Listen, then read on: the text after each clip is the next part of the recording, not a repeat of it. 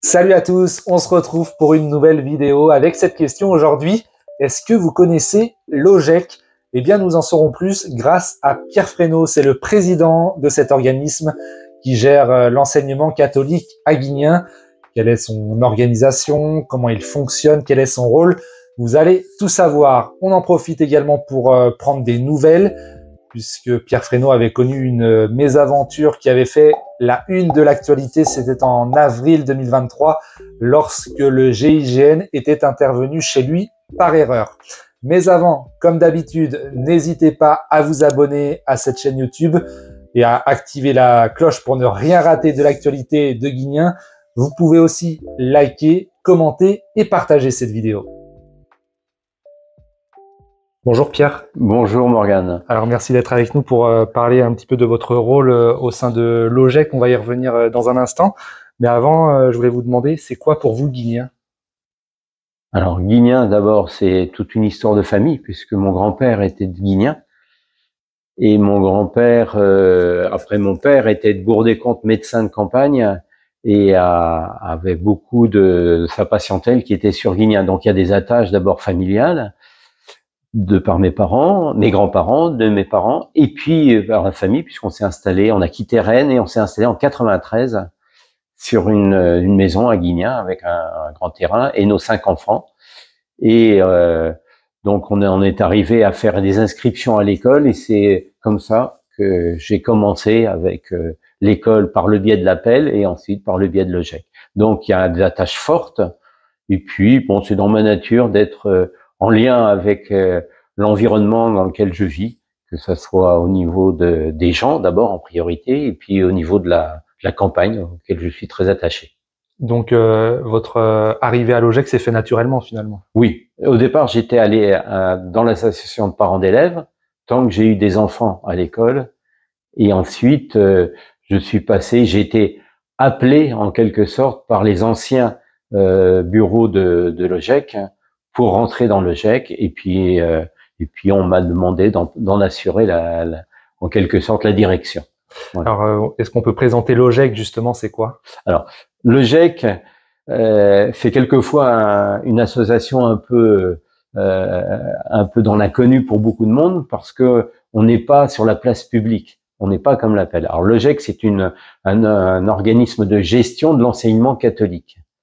Alors, il faut savoir que l'enseignement catholique, dès le départ, a voulu qu'il y ait des associations du bénévolat qui s'inscrivent dans leur programme d'enseignement, donc aussi bien pour les OGEC, c'est-à-dire pour l'organisme que je vais vous décrire tout à l'heure, et puis les appels, les parents d'élèves. Alors, l'OGEC, avec l'appel et la direction des établissements, si vous voulez, ce trépied, c'est ce qui permet de faire le fonctionnement des établissements scolaires, avec une particularité pour Guignen, c'est que c'est le même OGEC qui s'occupe de l'école Saint-Joseph et du collège Saint-Joseph.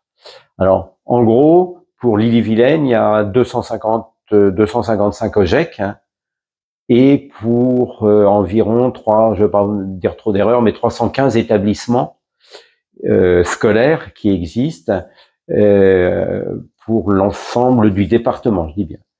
Et les OGEC, comme les appels, mais les OGEC dépendent de l'enseignement catholique. Donc, on est sous la direction de Monseigneur Dornelas, l'évêque, et de Monsieur Pelé, qui est le président de la direction diocésaine, c'est-à-dire de l'enseignement catholique à Rennes. Voilà. Et donc au quotidien, pour les établissements scolaires, quelles sont vos interventions, vos champs d'action? Alors, tout d'abord, on accompagne les directrices d'établissement, c'est-à-dire qu'on est proche de Madame André et de Madame Fadet. L'OGEC, d'abord, c'est nous, c'est pas moi tout seul. L'OGEC, je vais donner les noms. Donc il y a Déborah Guignard qui est la trésorière, il y a Jérôme Thébault qui est le vice-président, il y a Nicolas Billy qui est le secrétaire et Bertrand Converse qui également fait partie du bureau et qui nous accompagne quand on est tous les 5 pour travailler en accompagnement de Madame André et de Madame Fadet. Notre rôle est, on va dire qu'il y a 5 axes, on va dire, principalement. Le premier, c'est on est d'abord la représentation d'une association de loi 1901, association qui doit suivre toutes les règles de la vie associative au sein de l'établissement scolaire. Donc avec des votes, avec des règles, etc. Bon, donc ça c'est important parce que cette association-là, elle est en relation avec le tissu local, c'est-à-dire l'administration, la gendarmerie par exemple aussi, et puis par exemple la mairie. La mairie, quand elle s'adresse au collège, soit c'est pour des raisons, par exemple, propres au fonctionnement à l'établissement, c'est Madame André, mais s'il s'agit par exemple des relations avec les installations, avec la cantine, etc., ou la sécurité, c'est avec l'OGEC, et avec moi-même en l'occurrence. Donc ça, c'est un premier point. Le deuxième point, c'est qu'on assure la gestion financière et comptable. C'est-à-dire, on n'assure pas, mais on assume, et c'est comme je dis, en relation étroite avec Madame André. Il y a eu un parcours qui a été défini. On regarde que ce parcours soit bien appliqué. On regarde les éléments qui permettent de vérifier la stabilité et l'équilibre financier. Et puis, surtout, on vérifie que dans le temps, que ça se déroule comme il a été prévu à l'origine. Deuxième point. Troisième point, on assure la gestion en tant qu'employeur. Vous avez, par exemple, sur l'ensemble scolaire ici de Guignan, il y a 52 personnes au total. Il y a une partie, c'est l'équipe enseignante. Ça, ce n'est pas nous qui assurons la gestion en tant qu'employeur, mais vous avez toute une équipe sont des gens qui sont non enseignants. La comptable, la secrétaire, dont je vous ai parlé tout à l'heure, vous avez toute l'équipe qui concerne la maintenance et l'entretien du collège et également de l'école. Vous avez le personnel ASEM, toutes les personnes qui peuvent être liées à l'enseignement, mais qui ne dépendent pas du rectorat de Rennes, tout simplement. Donc ça, c'est notre rôle. C'est moi, par exemple, en tant que président de l'OGEC, qui signe les contrats de travail. Voilà. Mais ça peut aller aussi, malheureusement, quand il y a des litiges ou des situations comme ça, c'est moi qui suis en première ligne et contacté. Et également, quand il y a des réunions du personnel, on a également, nous, un retour, on est présent ou au moins on a un retour. Donc je dis, ça c'est le troisième point. Le quatrième point qui est important, c'est tout ce qui concerne la partie immobilière. Nous sommes responsables du patrimoine immobilier, c'est-à-dire du bâti, mais nous sommes également maîtres d'œuvre quand il faut construire des nouveaux bâtiments, quand ça correspond à un besoin et par rapport à une demande de la direction en disant compte tenu du nombre d'effectifs, il va falloir prévoir. Vous êtes ici dans une nouvelle salle qui correspondait à un programme bien défini pour pouvoir rénover le collège de Guignan. Vous avez derrière moi l'école de Guignan, l'école Saint-Joseph qui a été faite là, qui était construite en 2015, qui correspondait à un besoin parce que l'ancienne école Gimbert ne répondait plus aux normes pour pouvoir accueillir les élèves et aux normes de sécurité, point important. Et donc, exactement en 2013, a été voté le fait que nous allions lancer la construction d'une nouvelle école qui, depuis 2015, est ouverte. Voilà. On va dire, je me suis trouvé, c'est les 4 points importants qui composent la fonction et le rôle de l'OGEC. Mais toujours, j'en reviens à une chose importante, c'est toujours en étroite relation avec les directrices et également avec l'accompagnement de l'UDOGEC, c'est-à-dire l'union des OGEC qui dépend donc de l'enseignement catholique qui siège à Rennes, tout simplement.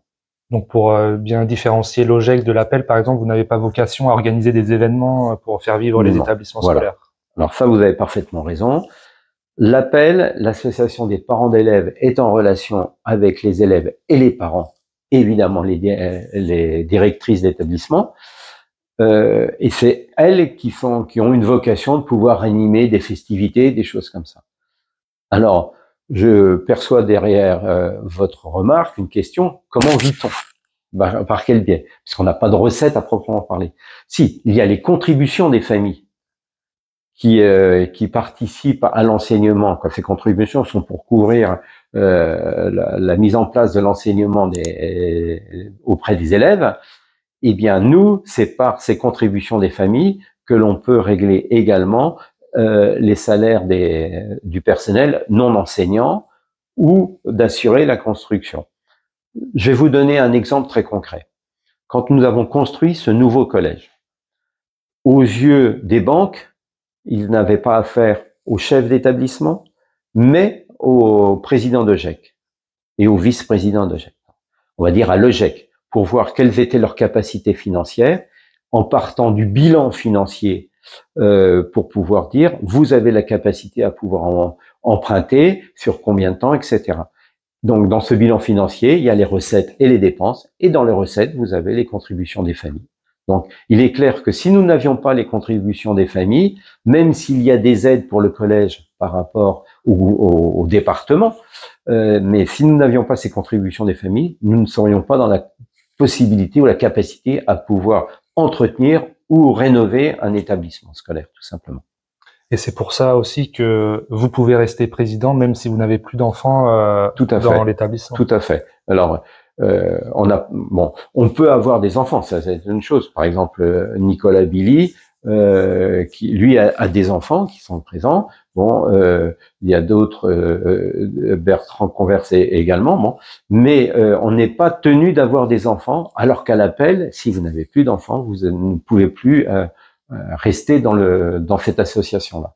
Alors, c'est clair qu'on va pas, en tant que président, je vais pas rester jusqu'à 90 ans parce qu'il y a des choses qui existent. Mais il est important quand même d'avoir des gens qui soient d'abord en contact permanent avec l'enseignement et qui sont soucieux de l'enseignement catholique. Ça, c'est important parce que après, on fait appel à toutes les connaissances de chacun. Donc, il y en a qui ont des capacités et qui maîtrisent bien tel dossier ou tel dossier. Et ces deux-là font, en quelque sorte, l'OGEC bénéficie. C'est des valeurs de chaque individu qui compose le bureau de l'OGEC, tout simplement. Et vous, pourquoi avoir accepté cette mission à la présidence de l'OGEC à Guignes? Oh là là, parce que ça remonte. Ça date de 2000. J'ai commencé en 2005. Ce qu'il faut savoir, c'est que à l'époque, le bureau qui était là a été depuis très très longtemps, et qu'ils n'ont pas souhaité continuer plus à même. Donc ils se sont, en gros, le bureau s'est retiré. Et puis, je me suis retrouvé à peu près, on était 2 personnes, et puis on a recruté. Et une des premières personnes qui a levé le doigt en disant oui, si ça m'intéresse, c'est un véritable bras droit, c'est Jérôme Thébault qui est venu. Et à partir de ce moment-là, on a continué à augmenter. Bien souvent, c'est des anciens de l'appel qui passent après à l'OGEC. C'est pas systématique, mais ça arrive bien souvent. Et alors, moi, j'ai levé la main parce que j'ai la chance, avec mon épouse, nous avons la chance d'avoir 5 enfants. Et quand on est arrivé au collège, ou à l'école, du moins plus précisément, on était content qu'il y ait une école qui puisse nous accueillir pour prendre. S'il y avait personne à gérer ce genre de dossier, l'école n'aurait pas, j'ai envie de dire, ce rayonnement qu'il y a, et le collège n'aurait pas ce rayonnement qu'il y a sur la commune ou sur le voisinage. Donc, je prends pas ça comme un honneur, mais je me dis c'est un peu normal de pouvoir adhérer à ce programme de l'enseignement catholique parce que il y a eu un retour auprès des enfants, tout simplement. Pour redonner ce que vous avez perdu. Exactement. Et là, vous êtes une équipe, dans la stabilité. Comment ça se passe avec cette équipe-là actuellement? Oui. On peut dire que c'est dans la stabilité, puisqu'on a les mêmes personnes depuis plusieurs années, ça c'est clair. On fait des appels, sans jeu de mots, dans le sens où quelquefois on regarde à l'appel quand ils ont fini, on les invite à venir. Ça effraie, je ne sais pas pourquoi, mais ça fait peur, parce qu'on ne s'occupe pas des mêmes choses. Et puis autrement, on en parle auprès de parents d'élèves, pour leur expliquer ce que l'on fait, notre rôle, comme ce matin, et puis on les invite. Maintenant, il faut savoir que quand une nouvelle personne arrive, elle est élue par le reste du bureau. de telle façon que on présente cette personne-là au reste du bureau et le bureau nous dit ben c'est intéressant, il faut qu'elle vienne, etc. Et à partir quand la personne fait la demande officiellement, elle est élue auprès du bureau. Alors ça peut être avec des responsabilités de suite ou pas, mais de toute façon elle participe aux délibérations et à l'analyse qui est faite dans notre fonction d'OGEC. Là, on peut vous rejoindre s'il y a des personnes qui regardent cette vidéo et qui sont intéressées pour vous rejoindre. Ils prennent contact tout simplement avec moi ou avec Nicolas Billy ou avec Jérôme Thébault ou avec Déborah Guignard ou Bertrand Converse. Il n'y a pas de souci. Généralement, la dernière personne en a fait également état avec Nicolas Billy et je crois Madame André. Et puis après, c'est comme ça que la personne est arrivée, tout simplement. Et donc, on n'a pas besoin d'avoir des enfants dans l'établissement? Non. Il faut être de Guignan ou être en relation avec Guignan, puisqu'il y a quand même, comme je dis, il y a quand même une relation importante du collège ou de l'école sur Guignan et le voisinage. Quels sont les projets de l'OGEC? Malgré tout, on a bien compris que là, le collège, les nouveaux bâtiments, c'était un gros projet, un gros dossier. Un gros dossier. Là, est-ce qu'il y a des dossiers à venir? Non. Alors, le prochain dossier là qui est en train de se réaliser là, c'est les nouveaux sanitaires que l'on fait au collège. Le collège manque de sanitaires, ça c'est clair. Et donc, on installe de nouveaux sanitaires dans la cour, là, les travaux y sont. Donc, j'ai après rendez-vous avec eux, là. Ça, c'est un premier point. Et un deuxième point, c'est que à l'école, on avait une classe de motricité qui avait été réquisitionnée pour accueillir une véritable classe. Donc, on n'avait plus à proprement parler de classe de motricité. Donc, on a réinstallé des bâtiments, des modulaires à l'extérieur, là, pour constituer une classe de motricité qui servira à la maternelle et voire aussi pour le primaire. Mais il s'est actuellement en installation. Donc ça, c'est un dossier concret et chaud. On espère pouvoir le livrer les clés, l'installation rapidement. Après, vous avez vu, parce que vous êtes un ancien élève, que les parties des anciennes classes présentent quand même un degré de vétusté important. Donc, on sait que ça fait partie des prochains projets, dans les, on va dire, 7 à 10 ans qui viennent, de continuer la rénovation du collège. Mais on ne fait pas si on n'a pas les sous. Donc, de toute façon, quand on fait ce genre de projet, on a l'agrément de l'UDOGEC, donc du diocèse, qui nous dit oui, au vu de la situation, au vu des chiffres comptables, la trésorerie, vous pouvez lancer réellement votre dossier. Ou alors, il nous dit non, ce n'est pas raisonnable, il faut encore attendre ce qu'il en est. On ne fait pas si, comme je vous dis, on n'a pas les sous et si on n'a pas l'accord de notre direction en quelque sorte. Parce que les effectifs évoluent fortement ici au collège de Guignan, j'ai l'impression. Vous avez dû le remarquer depuis que vous êtes arrivé, ça a bien évolué. Il y a 20 ans, on a presque doublé, j'ai l'impression. Donc forcément, ça entraîne des modifications pour l'établissement aussi. Alors, ça c'est clair, c'est une augmentation. Mais l'objectif n'est pas d'augmenter pour augmenter. Souvent je le dis, le collège de Guignan, comme l'école de Guignan, doivent être des collèges de famille. Des collèges où les enfants ont plaisir à venir, ainsi qu'à l'école. Bon. Donc l'objectif aujourd'hui, on a passé les 400 élèves. L'objectif, c'est pas de faire 500, 550, 600. Bon, il faut savoir s'adapter à l'environnement, à la démographie, ça c'est une chose. Mais il faut aussi que ça reste un collège équilibré dans le sens des relations qu'il y a avec les élèves et avec les parents d'élèves. Vraiment, l'adjectif d'être un collège de famille, c'est ça. On veut que ça soit Madame Gonzalez, que ça soit Madame André, Madame Gonzalez étant la vie scolaire, qu'elle soit proche des élèves et proche des parents. Donc, on va pas faire une course à l'effectif, c'est pas notre objectif. On veut pouvoir offrir un outil de travail à l'équipe pédagogique, c'est ce qu'on a fait, quelque chose de correct, et des conditions d'accueil qui soient satisfaisantes pour les élèves. Mais après, il y a un équilibre entre les les recettes et puis les dépenses, ça c'est clair. Mais là, ça a été un gros dossier, donc c'est pour ça que malheureusement, on peut pas faire tout de suite dans la foulée. Mais on cherchera pas, je le répète, on cherchera pas à avoir 500 ou 600 élèves, c'est pas le but. Voilà.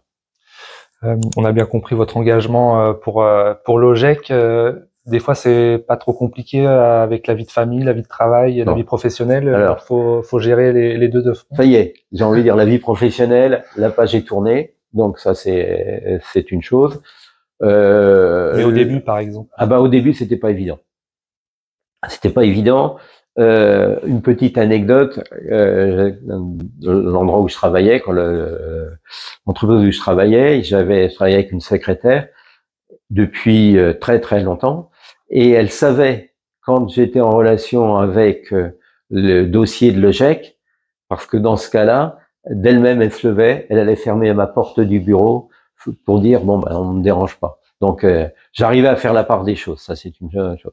Seul problème, c'est quand on était dans les constructions, il y a les réunions de chantier de travaux. Donc il y avait comme Nicolas qui arrivait à lui apprendre, il avait aménagé son temps de travail pour être présent à toutes les réunions de chantier, et moi j'y assistais toutes les 2 réunions en quelque sorte.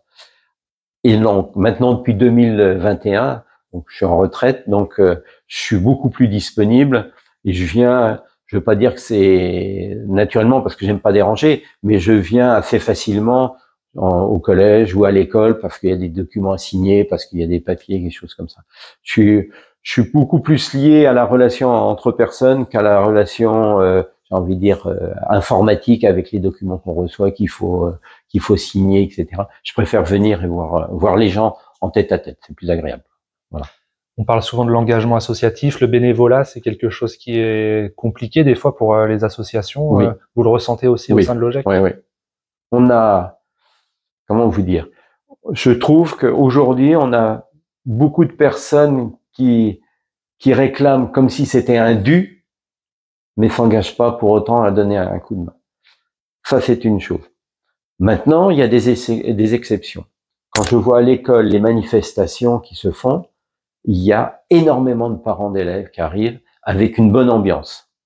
Alors, il est vrai qu'à l'école, les parents rentrent facilement dans l'établissement. Ils sont proches de leurs enfants, ils les accompagnent matin et soir, etc. Ils rentrent très facilement. Ce qui n'est pas le cas au collège. Au collège, j'ai envie de dire, c'est peut-être exagéré, mais moins les parents viennent au collège, mieux ils se portent. Ça veut dire que tout se passe bien. Il n'empêche que l'appel du collège a beaucoup plus de difficultés que l'appel de l'école pour pouvoir construire, mettre en place des opérations, des manifestations, des choses comme ça. Il n'empêche quand même que ça se fait, ça se réalise, et puis il y a de très beaux résultats. Maintenant, je sais que d'une façon générale, quand il y a au moment des élections et le changement de personnes dans les différentes responsabilités, ils ont plus de mal, que ça soit à l'école ou au collège, pour trouver du monde, alors qu'auparavant, il y avait, je ne veux pas dire des listes d'attente, mais il y avait des gens qui se portaient volontiers pour prendre ces responsabilités. Donc c'est vrai ce que vous dites, mais il n'y a pas que chez nous. Je pense que dans toutes les associations, il y a les mêmes soucis. Alors on a bien compris, vous êtes bien occupé avec le dossier de mais avec l'OGEC. plaisir, avec plaisir.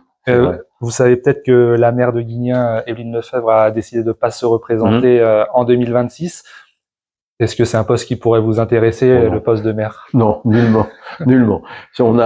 C'est 2 mondes différents, même si on s'engage dans les choses, mais il y a des responsabilités et je la salue parce que c'est pas évident.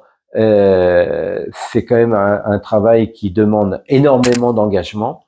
Et puis de son côté à elle, elle se donne totalement.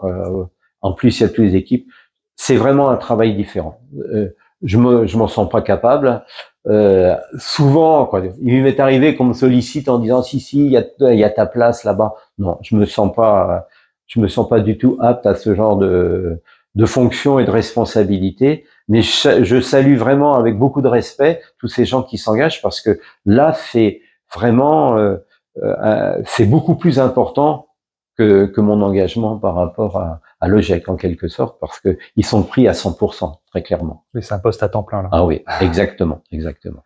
Et pour finir, Pierre Fresneau, j'avais envie de vous demander comment ça va depuis avril 2023, avec votre aventure, entre guillemets, qui s'est passée. On rappelle un petit peu ce qui s'est passé? Ah oui, moi ça va bien. Non, il n'y a pas de souci. On est resté en très bons termes, je le précise, avec la police de Rennes, qui ont été vraiment très très bien, puisqu'on avait régulièrement des coups de fil après pour savoir si on allait bien, puisqu'on n'avait pas demandé d'accompagnement médicaux. Et puis bon, les réparations ont été faites. J'ai plus de difficultés, je l'avoue, avec les services des contentieux financiers là à Paris, parce que je les appelle régulièrement pour se faire rembourser en quelque sorte, mais on me dit à chaque fois ça va venir, ça va venir. Mais vous voyez, c'est pas encore fait. Bon, ça ne saurait tarder, mais je le précise, les gens de Rennes ont fait leur travail, hein, et ils ont œuvré pour la sécurité de tout le monde. L'erreur est permise à tous. Il y a ceux qui ne font rien, qui ne font pas d'erreur.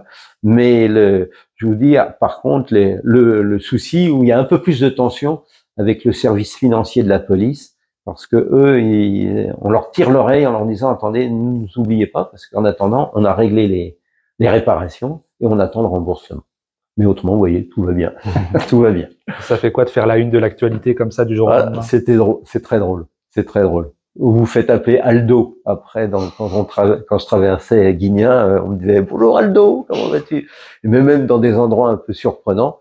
Et comme on a pris ça en riant, c'était détendu, pas sur le moment, on était quand même inquiets. Mais après, on a pris ça en riant. Et les gens ont également fait la même chose. On en garde bon souvenir. J'ai préféré ce qui s'est passé plutôt que d'être réveillé dans mon lit par ces gens-là, où ça aurait été un peu plus inquiétant, tout simplement. Mais merci bon, Pierre Fresneau en tout cas. De rien, merci de vous intéresser à notre association. Et puis, merci parce que je sais que vous avez fait un reportage également sur le collège. Merci beaucoup, Morgane.